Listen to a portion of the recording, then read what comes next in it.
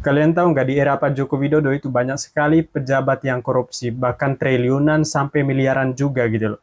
Dan di era Pak Prabowo akhirnya mencari tikus-tikus yang korupsi di era Pak Joko Widodo. Balik orang yang menyalahkan Pak Jokowi, mereka bilang Pak Jokowi itu kurang ketat terhadap menteri-menterinya. Bahkan mereka itu meluas melakukan korupsi tanpa diketahuan oleh presiden.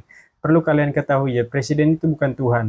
Dia itu percaya salah satu menteri, tapi menteri itu mengkhianatinya, gitu loh. Jadi dia itu tidak tahu apa isi hati seseorang gitu loh.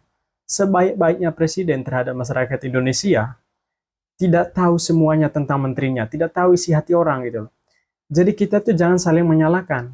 Dan itu kemungkinan Pak Jokowi itu dukung Pak Prabowo waktu Pilpres kemarin gitu loh. Itu mungkin salah satu alasannya Pak Jokowi, supaya Pak Prabowo itu mencari tikus-tikus yang makan uang rakyat di era Pak Jokowi. Karena Pak Jokowi juga mungkin tidak seberani Pak Prabowo lah. Kalau Pak Prabowo itu berani banget.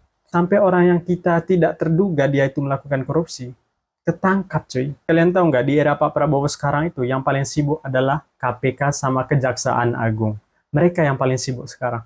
Karena orang yang mencuri uang rakyat berapa tahun yang lalu di era Pak Jokowi, mereka itu ketangkap guys.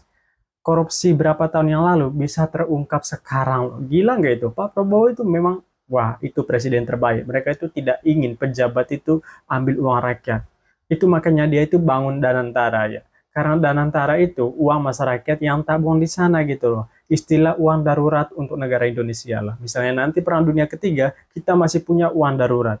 Jadi uang Danantara itu ibaratnya itu kita investasi gitu loh. Supaya nanti makin banyak makin banyak. Aku rasa itu ide yang sangat bagus sih buat negara kita.